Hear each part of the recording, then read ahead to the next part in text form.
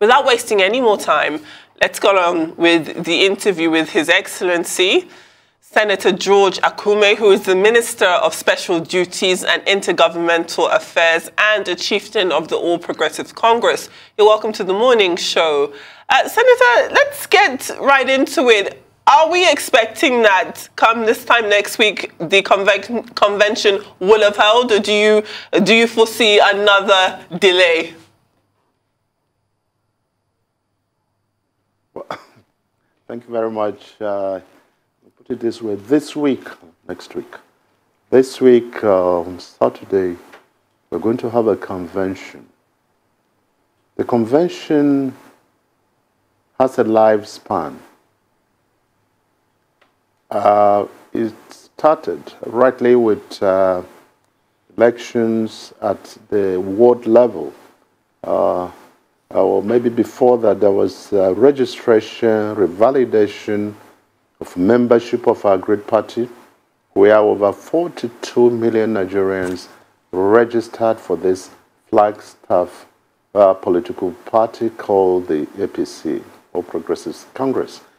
And having done that and settled it, we moved to the next stage, which was elections at the ward level. We conducted primaries from the ward level very successfully throughout the country.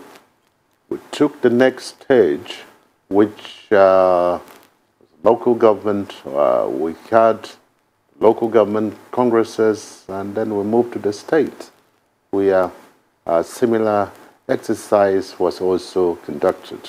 The ultimate being the convention, which is going to come up on Saturday, 26th of March. This party is the most democratic political movement in this country. We are the vanguard of democracy in this country. And when you look at our numbers, you don't play with us at all. We are determined, and also in tandem with the provisions of the law, to ensure that the convention takes place on Saturday. All of us are agreed that we are set for the convention. And I want to assure Nigerians that come 26th of March, APC stakeholders, the delegates will move in massive numbers to Abuja to do justice to this. To do otherwise is to take the acceptability of this party by the Nigerian populace for granted. And we can't afford to play with the destiny of our people, the destiny of our country, and the destiny of our democracy. Don't forget the fact that Nigerians all look forward to the APC. And that is the party they are watching very, very closely. And that is why sometimes when there's a little hitch, it is exaggerated and accentuated to other levels. What other parties could go through unnoticed, we cannot go through unnoticed, because this is the party that represents the real interests of this country. This is the party Nigerians love, as demonstrated rightly by the registration of over 42 million Nigerians for this party. Thank you. All right, Honorable Minister, good to have you again on the program. Well, you know that the road to getting this point has been rough for your party. The tussle among governors between Governor Mai Malabuni of Yobe State, who is back as the chairman of the caretaker committee, and of course, what looked like a coup that nearly brought the governor of Niger State, Governor Bello, to the seat, which, as we can see, has practically failed. So my question to you, sir, is how much of a unified party are we likely to see on Saturday? And in what form do you think that the chairman of the party will emerge? Will it be by consensus? It looks to us that the body language of the president seems to favor consensus. If consensus will be at play, how will you fare? Because we also know that you will be running. You're one of the top candidates, having zoned the chairmanship to North Central. But then we are hearing from the grapevine that it looks like former governor of Nasarawa, Governor Adamu, might be the preferred consensus candidate. How much of truth can we find in this? And tell us, why will you be interested in leaving the seat of Honorable Minister to being the chairman of the party? Thank you very much. I think this is a very loaded question. I will try to do justice to it because it's germane to what the party also represents, serving the greater interest of the Nigerian people. You have to take note of one basic fact in human existence, that in every organization there are bound to be some little irritations here and there in the conduct of the affairs of that organization. Even at the basic level, the level of the family, you still have certain irritations. But these irritations are never allowed to go to the extent of being able to destroy the organic unity of that basic unit, the family. A huge political movement, a huge political machine like the APC is bound to have some political hiccups. It's normal, even within the context of advanced democracies. You have that in the United States of America, in Britain, you have that, and many other countries of the world where democracy started before we embrace it wholeheartedly, so to speak. Now, the issue of a coup does not arise whatsoever in our political party. The coup is a misnomer. The coup is something of the past, even within the context of what used to happen in Africa, where the man on the horseback was always the right guy. No, we have passed that stage. What happened in the APC was just an attempt to realign the operations of the party to ensure total commitment to the march, total commitment to the march towards March 26, Saturday 2022. That has been put behind us. If you recall, Memala, governor, and the chairman appeared with the governor of Niger State, who was acting when he was on on medical vacation. That thing has been sorted out, it's been settled, and it's no issue whatsoever. I speak as someone who has been part of the vanguard of democracy in this country since 1999, when the military handed over and left, and I believe for good. We knew that, we still recollect what used to happen when we were in PDP. I was one of the founders of the PDP. We had more troubles, we had more problems than what we have in the APC. And so the issue of a coup is completely ruled out in this instance. We are on the march again, fully determined to realize the provisions of party constitution, provisions of other extant laws and regulations, so that at the end of the day we come out stronger. You mentioned the issue, you mentioned the president. President is a very, very completely determined Democrat. He's a Democrat to the core, because you compare him with what happened before. And for those of us who were at the helm of affairs from 1999 to 2007, better position to talk about democracy at the shop floor level. And that is what the president represents. He doesn't interfere. in the affairs of the party. He only takes a look, a keen interest. He takes a look, and like the great Dibia in Igbo culture, based on his experience, based on what he has seen, he doesn't threaten, he doesn't force. He only says, what? I'm giving you some caution. He's cautious. He advises. That is the role of the moral leader of a political party. He has never imposed anybody on any of us. And I want us to take note of this very well. That Mr. President is the leader of this country, of the party and the country. If he tells us this is this, we will know it's coming from Mr. President. Whereas there are discordant tones here and there, we also know how to react. Mr. President loves this country, he loves his party, and he also believes very strongly in the integrity and sanctity of the APC. So for me, as a person, the issue of consensus is always welcome by me because I believe, and strongly too, that the party is supreme. I appeared before and I talked about the supremacy of the party.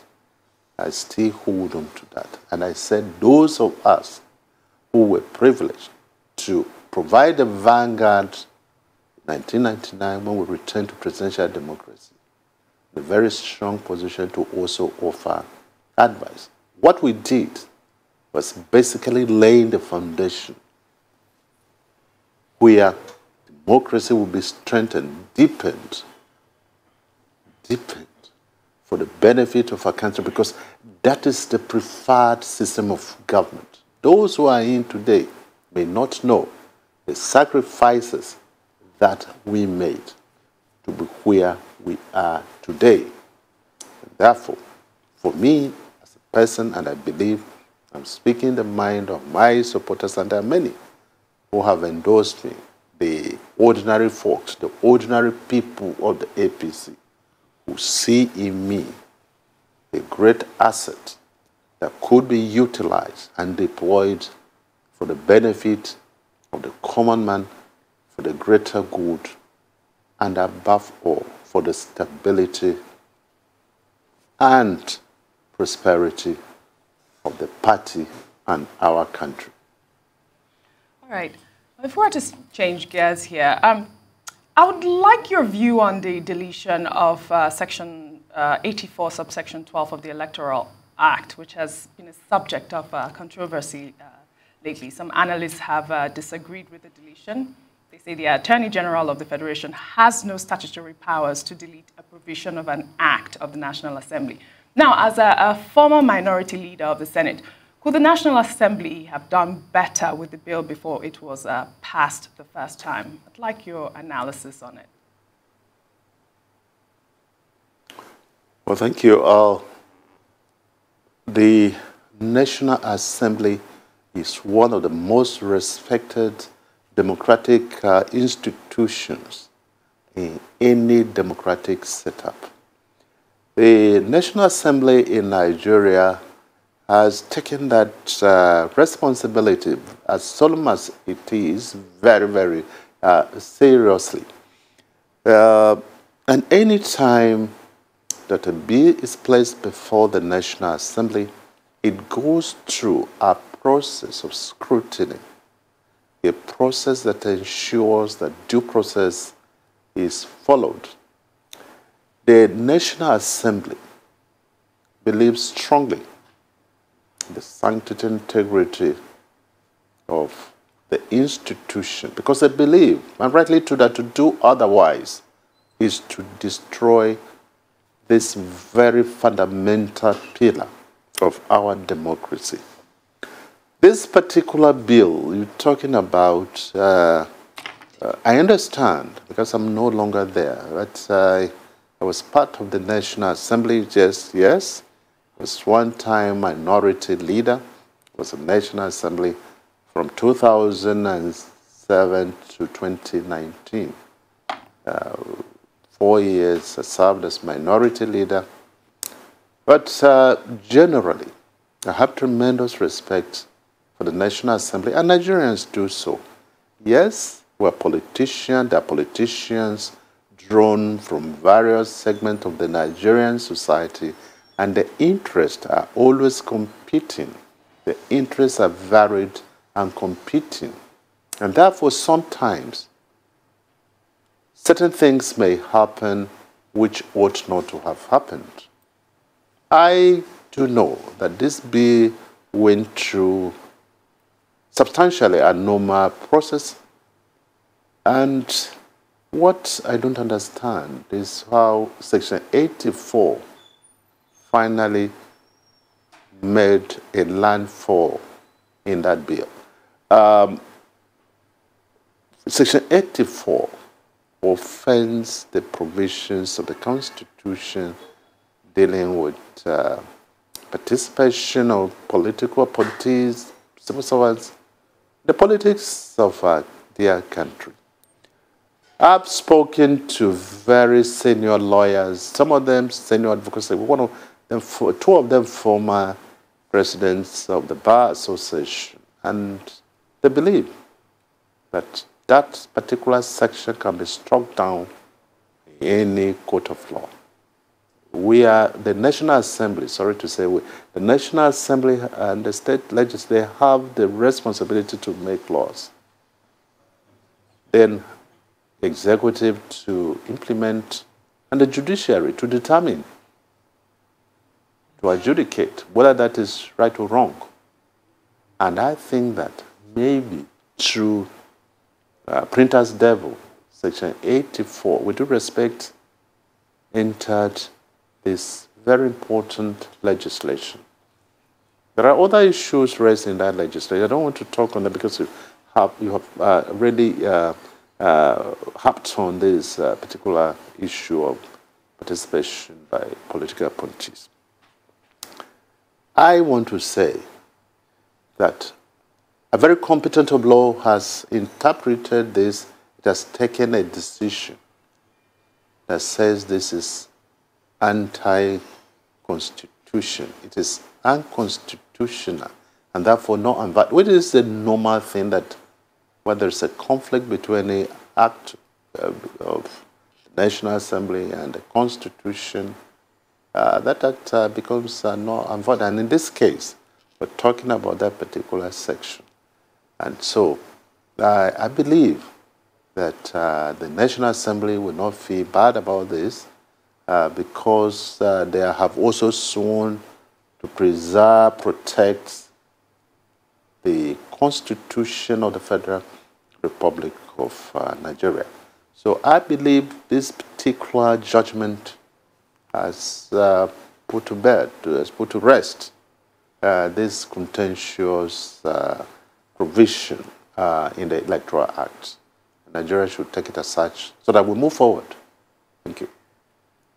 All righty, Senator, I do obviously want to take this opportunity to speak to you about zoning, especially as it pertains to the presidential ticket. With you obviously being a member of the current ruling All Progressive Party, can you give us a bit of insight in how it is the party intends to manage the contest for its presidential ticket, which, as we are all aware of, has been zoned to the south of this country? What type of framework is that supposed to look like? What can we expect?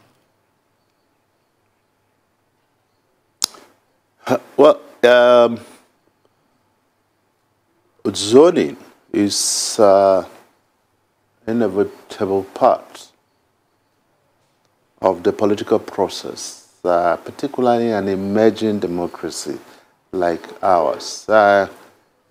America is over 200 years old as a democratic country, Britain so many more years, and so on and so forth. And some of these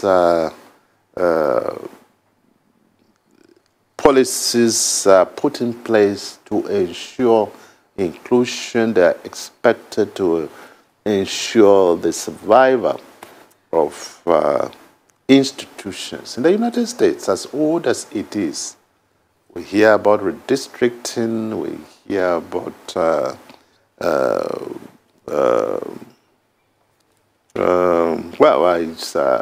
so many other kind of policies put in place to ensure that there is inclusion.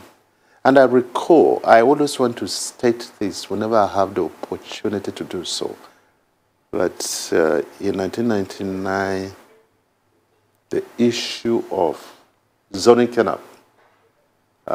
When we were elected governors waiting inauguration in Kaduna, we had a long meeting with our leaders, led by the late Chief Chibla, Damuchiro Man, Chief Shahu, Dr. Suleiman Kumo, late Abuka Rimi, Iruda Musa, Slelamido, and so on and so forth.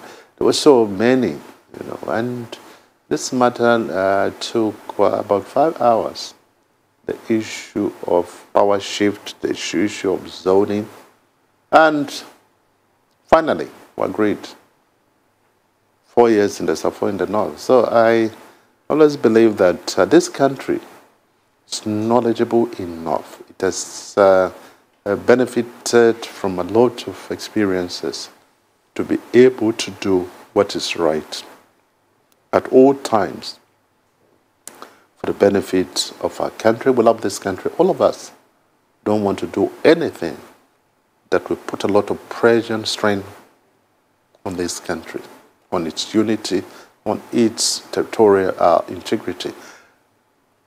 Yes, you talk about zoning to the south and so on. You know, I'm not part of the process that took interest in I have interest, but I'm not one of those who took that decision. I was in that meeting or so. And I want to believe that whatever they did it in the best interest of the party, the best interest of our dear country. Take a look at our junior partners. They are also grappling with that situation.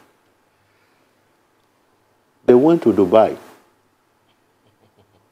to do zoning. They failed, maybe because it was too far away from Africa. They came back and went to Ghana, nearby here. They couldn't. After 1 week, they ran back to Nigeria. They came to Abuja here. I don't know where they are now. But we must be patriotic, as our president is. All of us, whether you are from PDP, you are from XY, let us be very patriotic and do the right thing for the interests of this country. There are two main political parties in the country today. The Flagstaff political party, the APC, the Progressive Congress, and our junior partner, the PDP, People's Democratic Party. I was one of the founders of that party too. Now, there are others.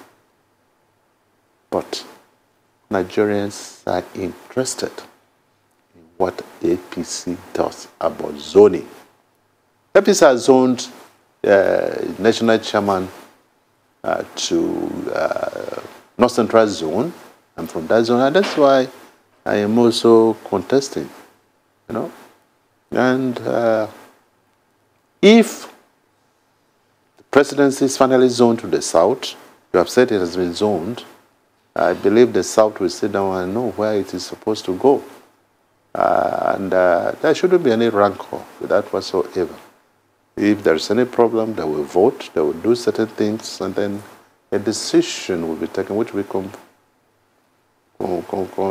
be transmitted to the center. Then we sit over it. I honestly believe that zoning cannot tear this country apart.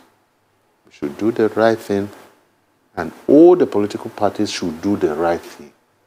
And if they fail to do the right thing, those of you, the fourth realm, the fourth estate of the realm, should challenge them to do what is right. So that at the end of the day, we will grow stronger, we will become stronger, because the sense of inclusion is not just a mere construct, but it is a statement of fact. It is based on the basic truth. All right, Honorable Minister. On the basis of doing the right thing, I'd like to ask you the next question. Your name has been linked to one of the top aspirants who's trying to be the presidential candidate of the party as an ally, and if you like, as a supporter of some sort. And that person is, you know, your friend that you were in the same class of 1999 to 2007, you know, of the governorship class, Asiwaju Bola Ahmed Tinubu. I would like you to confirm if this is true, if, you know, having zoned, as we are hearing, the choice of the president to the south, and Asiwaju is from the south, will it be correct to say that that is where your preference will lie? I'm asking you this given the fact that it looks like your junior partners, you call them, at the PDP, are still not clear about where their candidate will come from. And there are strong moves from them to, you know, pick a northern candidate. So within your party, we know that there is the Asiwaju component. There is another school that believes that the vice president, who is also a southerner and a Christian at that, should, you know, pick the ticket. There's yet another school that favors Governor Kayode Fayemi of Ekiti. And of course, there is indeed another strong component that says that it should be the turn of the Southeast, or shall we say, candidate of the Igbo extraction. So I'd like to ask you directly, in all this, where will you pitch your tent? Is it with Asiwaju? And if that is true, have you considered seriously the import of having a southern Muslim with a Christian northerner as his running mate, or a Muslim ticket if Asiwaju turns out to be the candidate of the party? What are your specific thoughts as to the who in particular should be the candidate of the party? You have like 3 minutes, if you don't mind, sir, you know, to answer so that we can wrap up after 3 minutes. Thank you. Well, I will try to be very fast. I don't have a preferred candidate, but let me start by saying categorically that Asiwaju is a friend, the vice president is a friend, Fayemi is a friend, Amosun is a friend, Umahi is a friend, the governor of the CBN is a friend. I remember when I was minority leader and his name came up, his principal at that time, I think Jimovia was with us at a meeting. He brought him to us, supported him because we thought and we still believe he had the strongest credentials to function in that place. Having said that, let me quickly add that the issue of who becomes a presidential candidate will be determined by the APC. The delegates, the convention to pick the presidential candidate. I'm not new in this game. I have tremendous respect for all of them. I forgot to mention my own cabinet colleague and friend, Amechi, and Amechi know what I also did for him when he was in faraway Ghana. So we have tremendous respect for all of them because of their contributions to the development and growth of our own party, the APC. All of them are capable of leading this country. And I believe at appropriate time, the party, the members, those who would be members of the convention to pick the president, they will do the needful. They will take all of them, take a look at their contributions, take a look at their pedigree, look at their manifestos, and at the end of the day, they will make a choice. And I also want to believe that the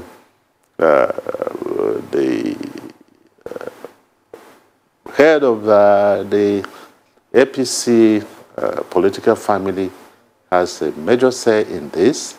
And at the end of the day, I believe justice will be done. And for the benefit of our party, for the benefit of our country, for the benefit of our democracy. honestly, Nigerians want us to succeed, because without the APC, the consequences, without the APC, the consequences will be devastating for our unity of this country, territorial integrity, and for our democracy. All right, thank you so much, Honorable Minister, Senator George Akume, for sharing perspective with us this morning. Thank you so much for joining us on the show. We want to wish you the very best as your party goes into the convention on Saturday. Thank you so much.